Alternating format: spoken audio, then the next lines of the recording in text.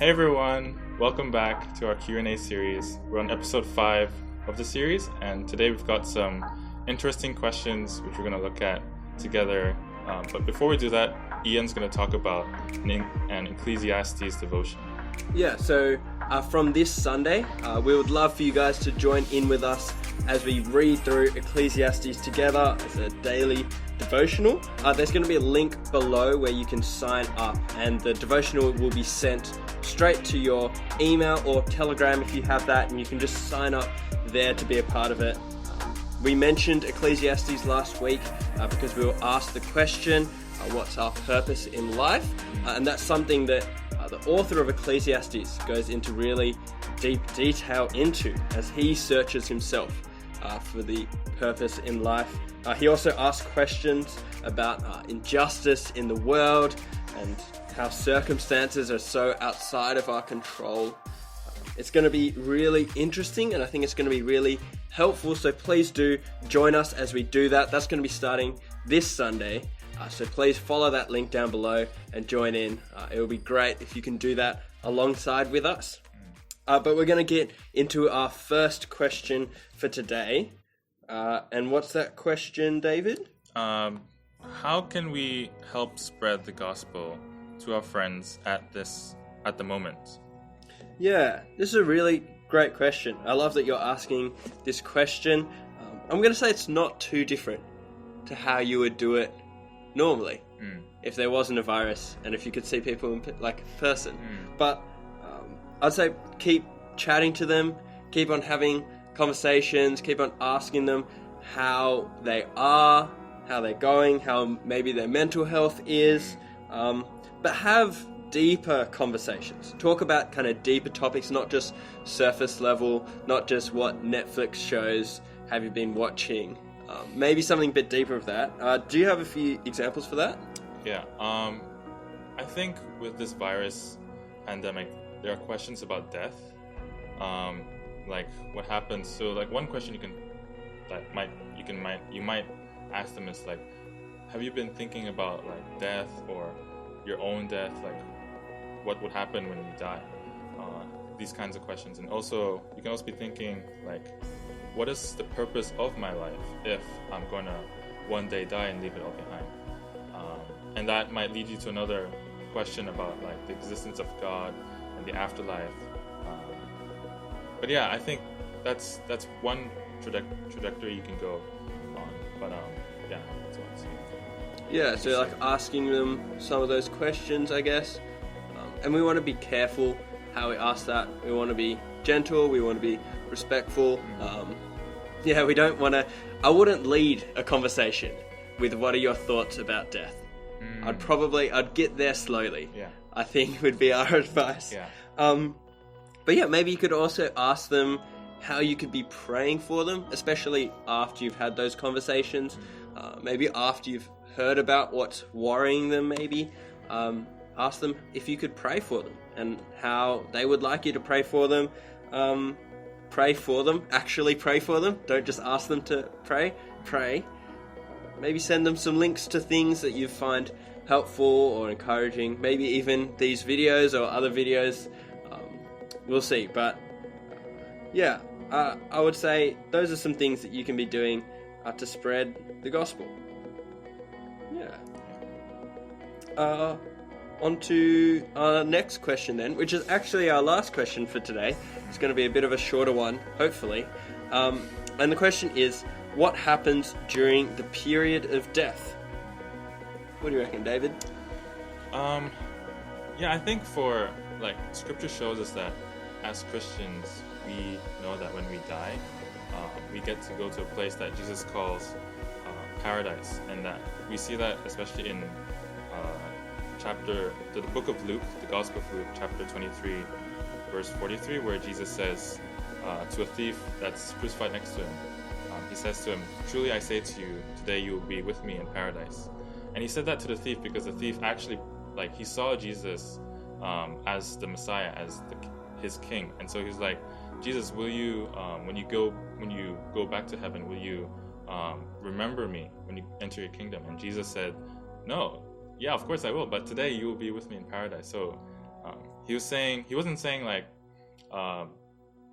today, but not really today, but like after you've slept for a few thousand years, you'll be with me in paradise. He said today. So there's like an immediateness about this. So that makes me think that when we die, we will immediately go into Jesus' presence. And I think another passage that helps to support this is what Paul mentioned in, what book is it? Yeah, it was Philippians chapter 1 verse, I'm not sure about the verse, it's verse 22, okay, it's here. Where he was talking, basically when he wrote this letter, Paul was in prison and he was talking about like, whether I live or die, I know Jesus will be glorified in me.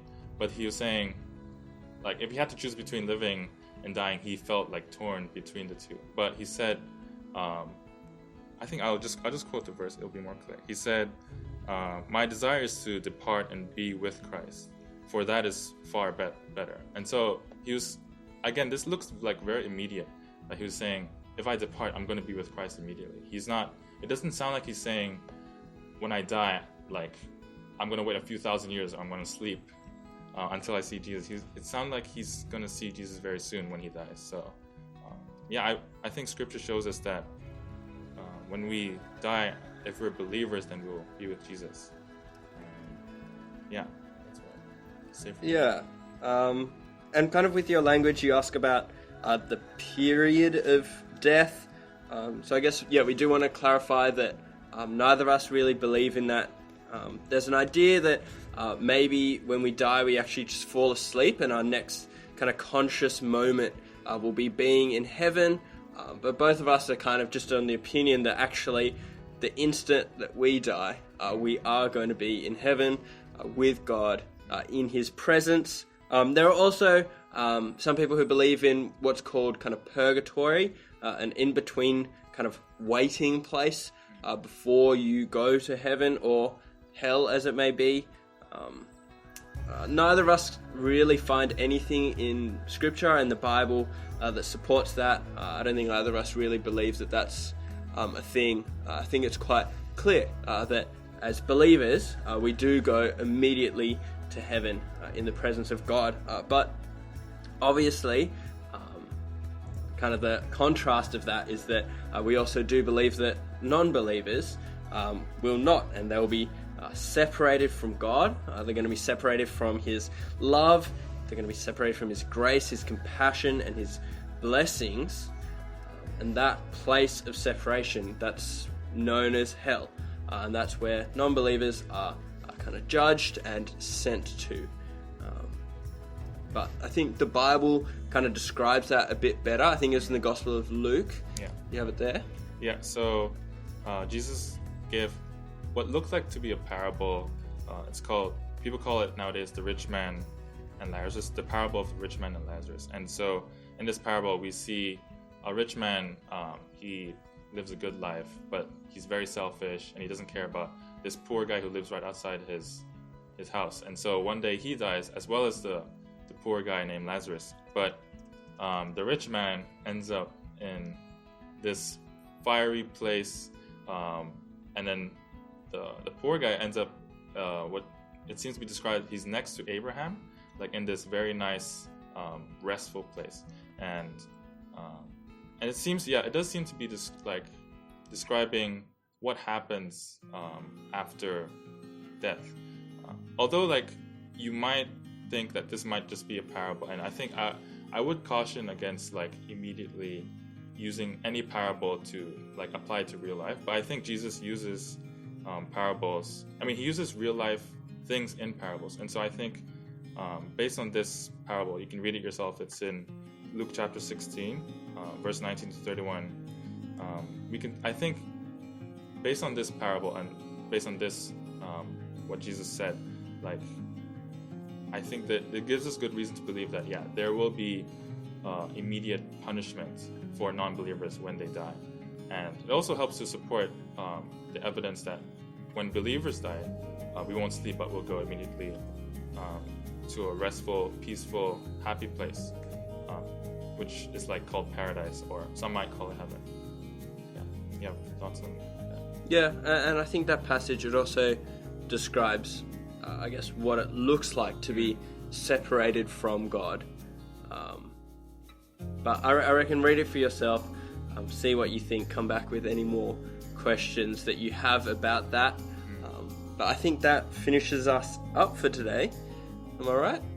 Yeah. I would just add, like, I know, like, when I was writing about the non-believer part about, like, going to hell, I feel there's this tension about, like, why should, like, it seems like very cruel to send non-believers to hell, or, like, people might have that thought, but I think that should motivate us more, even more as Christians, to want to share the gospel with people, knowing that for those who don't believe, who continue to rebel against God, that there is this very terrible place that's waiting for them. So that should motivate us to want to share the gospel with them. Yeah. Okay. I think that brings us to the end of today then, the end of this episode. Thank you for everybody who's been sending in their questions. Please keep on sending them in as always. The Google form will be down below, or send it to us on our Instagram account. But yeah, it's been a good time. Hope you all stay healthy, you stay safe, and we'll see you all again hopefully very soon. Bye-bye. Bye.